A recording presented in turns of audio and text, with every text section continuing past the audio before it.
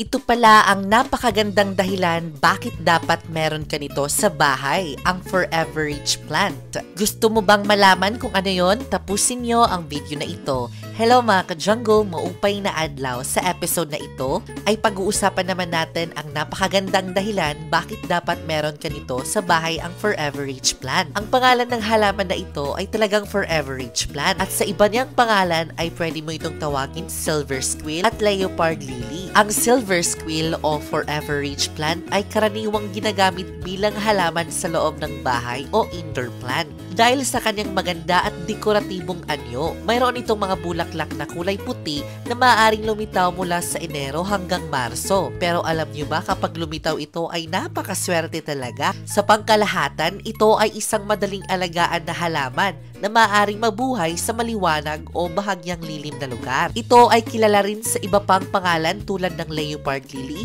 African hosta at African false hosta. Mahalaga rin ang tamang pag-aalaga ng silver squill tulad ng pagbibigay ng tamang halaga ng tubig at liwanag para mapanatili natin ang kalusugan at kagandahan nito. Ang silver squill ay tinuturing na maswerte na halaman dahil ilang paniniwala at kultura ay kaugnay ng mga halaman na ito. Narito ang ilang posibleng dahilan kung bakit inaasahan na magdudulot ito ng swerte at kung bakit dapat meron ka nito sa bahay. Ang una, sa feng shui. Sa feng shui, kung naniniwala kayo sa feng shui, ang pagkakaroon ng mga halaman na may berdeng dahon tulad ng silver squill o Forever Rich plant ay sinasabing nagdadala ng swerte at kabutihan sa tahanan. Ito ay nagbibigay ng positibong enerhiya at nagtataguyod ng kalusugan at pampalakas ng psikolohikal na kahusayan. Pangalawa naman, ang paghahati at pagmamahal. Ayon sa isang paniniwala, ang pag-aalaga ng silver squill o Forever Rich plant ay nagdadala ng kasaganahan sa pamilya o mga kasintahan. Ito ay nagpapahiwatig na nagbubuklod at nagmamahalan sa loob ng ating tahanan. Pangatlo naman, ang halamang na ornamental na ito or Forever Rich plant ay isang magandang dekoratibong halaman na madalas ginagamit bilang ornamental sa bahay o opisina. Yes, tama ang inyong narinig. Ang pagkakaroon kasi ng magandang tanawin sa mga halaman ornamental ay sinasabing nagpapalakas ng positibong enerhiya, kasiyahan at swerte. Kasiyahan, magandang ambience at nagpapagaan ng pakiramdam. Alam nyo ba, sa karagdagan, kilala ang halaman na ito ang pagiging unique at kapansin-pansin na maaari ding palugiin ang dahon nito at mga kahalong kulay pilak at leopard spot. Narito pa ang dahilan kung bakit dapat tayo ay nag-aalaga ng Forever Rich plant o leopard lily. Kadalasan ay tumutubo ito sa mga shady na lugar na nangangailangan ng 3 hanggang 4 na sikat na araw. At alam nyo ba na kilala ang halaman na ito ng kanyang mabuhay at tuyong klima na isang katangian ng mga succulent plant? Matubig na halaman katulad ng cactus o aloe vera, katulad ng succulent na hindi ito kinakailangan ng dilig. Alam nyo ba na maaari mo itong itanim direkta sa lupa, kaya naman sa paso o sa mga hanging basket? Alam nyo ba na hindi lamang ito pang dekoratibo sa bahay? Ito din ay nakakatulong sa circulation ng hangin at ayon sa mga eksperto ay nag-a-attract din ito ng swerte. Kayo ba mga ka-jungle, meron ba kayo nitong halaman na ito? I-comment nyo naman. At bago tayo magpatuloy, i-share mo ang video na ito. So sa video nga na ito ay i-share ko sa inyo kung paano natin alagaan at paramihin ang ating mga Forever Rich plant o mga leopard lily. Kaya kung gusto mong malaman, tapusin mo ang video na ito. So, tignan nyo naman mga ka-jungle, napakaganda ang ating mga silver squill o Forever Rich plant. So, paano nga ba natin mapapaganda ang mga dahon at mapapabulaklak ang mga ito? So, ano nga ba ang gagawin natin na hakbang at paano nga ba natin maalagaan at paano din natin mapaparami ito? So, when it comes to the sunlight requirement o yung gustong-gusto nila na sunlight requirements dito sa ating mga silver squill o Forever Rich plant ay mas gusto nila yung morning sunlight. Since mga succulent type sila, mas gusto nila yung parang shady na merong morning sunlight kasi nga gumaganda ang kanilang dahon, kaya tinatawag din sila na silver squill kasi kapag gumanda po yung kanilang dahon, lalabas po yung kanilang napakagandang magandang kulay ng dahon na malapilak po, which is the silver and the green one. Lalabas po yung kanyang magandang dahon. At isa pa doon sa morning sunlight, makakatulong po ito magparami ng mga saha. Katulad po dito ng ating napaka kapal na forever rich plant. So magsi 6 months or 8 months na po ito sa akin. And as you can see, ayan madami na po yung suloy o saha sa waray. So ang ibig sabihin ng pagpaparami dito ay mas gusto nila yung morning sunlight. Mas dumadami po sila, mga ka-jungle. Ayan, kasi kapag syempre yung mga halaman mas gusto yung morning sunlight kaysa sa afternoon sunlight. Sa karagdagan, mga ka-jungle, isa din sa nagpapaganda at nagpapabulaklak ng ating mga forever rich plant ay yung morning sunlight. Kaya naglalabasan po yung mga bulaklak ng ating mga forever rich plant o yung ating mga leopard lily, silver squill.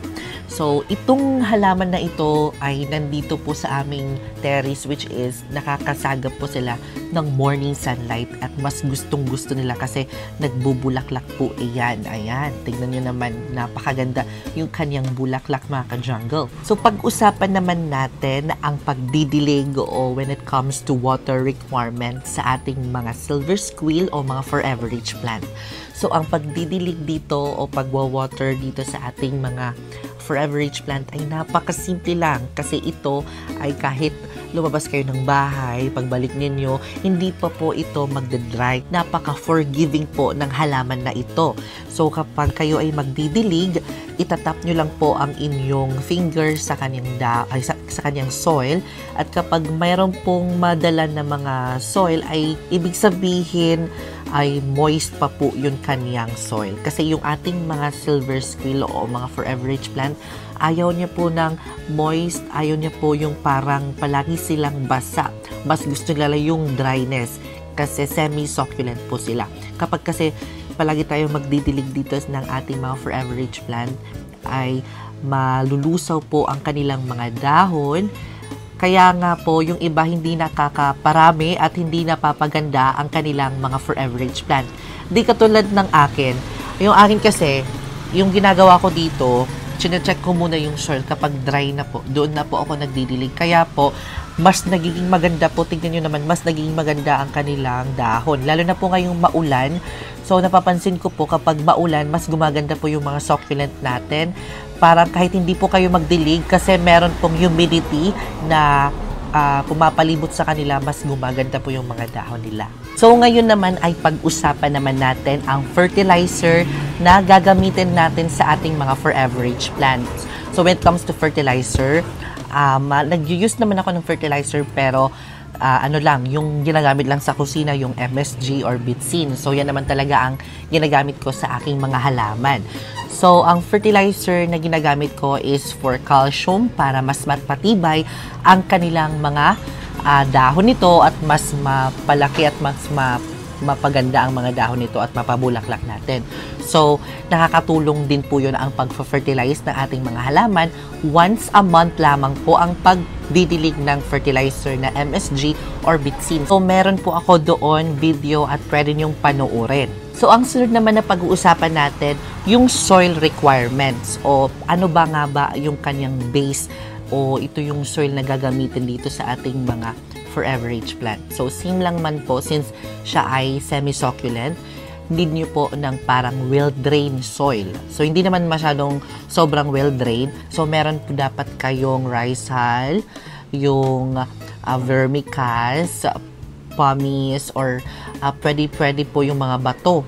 Kaunti lang bato, okay na po yan. Mas importante po yung rice hull kasi katulad dito, mas gumaganda po yung aking mga plants. So, na-eksperimentahan ko na ang mga plants kapag may rice hull ay gumaganda po. So, ang sunod naman ay pag-usapan natin kung ang mga forever rich plant ba ay inaatake ng mga insekto. Aking experience, mga ka-jungle, so wala akong na-experience dito o napansin na inatake siya ng mga insekto. So, hindi naman po siya prone doon. So, prone po siya doon sa pagbulok ng kanyang mga ugat. So, very mindful po tayo kapag tayo ay magdidilig na lang dito. Kasi kapag mabulok po yung kanyang ugat, syempre magkaka-fungus po iyan. So, mamamatay po ang ating mga forever rich plants. So, ngayon naman ay magpaparami tayo ng ating mga forever rich plants. So, tuturuan ko kayo kung paano mag-propagate o paramihin ang ating mga forever rich plants. So, since maswerteng halaman na ito, dapat marami po tayo nito.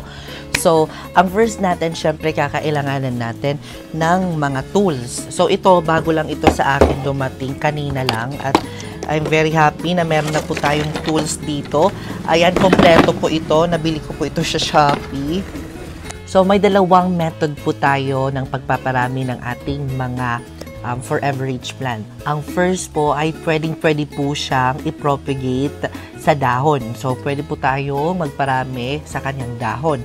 Kasi nga, since succulent po siya, pwede po tayong magparami ng kanyang dahon. Kasi kapag ikat po ang dahon na to, tutubo po iyan. So, ayan na. Dito po tayo magkakat sa mga dahon yan na medyo lupay-pay na kasi sayang naman kapag bago pa. Ito po, dito po tayo magkakat. Ayan, dalawa po ang ating kinat dito. Ay, nahulog, wait. Ayan na nga mga ka-jungle. Ito pong dahon na to ay pwede po talaga siyang i-propagate. Akala ko noon hindi, pero since nalaman ko, nung nag-research ako, pwedeng-pwede po ang leaves propagation. So, ang gagawin natin, syempre, kukuha tayo ng soil dito. Ayan. Tapos, itatanim lang natin iyan. Kakat lang natin. Ayan. And then, itatanim lang natin. Napakasimple lang, mga ka-jungle. Yan. Dito lang muna natin itatanim ito para kapag tumubo na siya, ililipat natin sa pinaka malaking paso kapag dumami na po iyan. So, napakasimple lamang po ang pagtatanim dito. Parang namamangha din ako kasi pwede pala na i-propagate by leaves, di ba? Yan, simpleng-simple lamang po magtanim ng ating mga forever rich plant. Yan. Ayan, isprehan lang po natin iyan para maging moist naman yung kanyang soil. Ayan. So, napakadali lamang po mag-propagate ng ating mga forever rich plant, mga ka-jungle. Napakaganda. So, ang sunod naman ay by dividing. So, galing po siya sa mother plant. And then, hiwaan lang po natin ng kaunti na may ugat kasi mas madali po yung tumubo. At so, yan. Maghahanap tayo ng kanyang ugat. Ito, baby po ito. Ayan. Ito. Yan. Yan. Pwede po yan tayo mag-dividing method. Tapos, pwede na po natin ito ibalik. Ibalik natin. So, ayan. Ito po yung ating nakuha dito sa mother plant at itatanim na po natin iyan dito. Tatanim. So, ang soil na ginagamit ko dito ay may halo po siyang rice hull at saka yung ating garden soil. Meron din po yan pamis. Yan. Ayan, naitanim na natin. Tsaka gaganda yan, mga ilang weeks lang. Then, isprayan natin. So, done na po ang ating leaves propagation at dividing propagation. So, napakasimple lamang po mag-alaga at magparami ng ating mga halaman na forever rich plant. At kung nagustuhan mo ang video nito, i-comment mo naman na yes. At huwag kalimutan i-follow po ang ating Facebook page at i-subscribe po ang ating YouTube channel. So maraming salamat at I hope may natutunan kayo in this episode and I will see you next episode, mga ka-jungle, because more plant, less stress.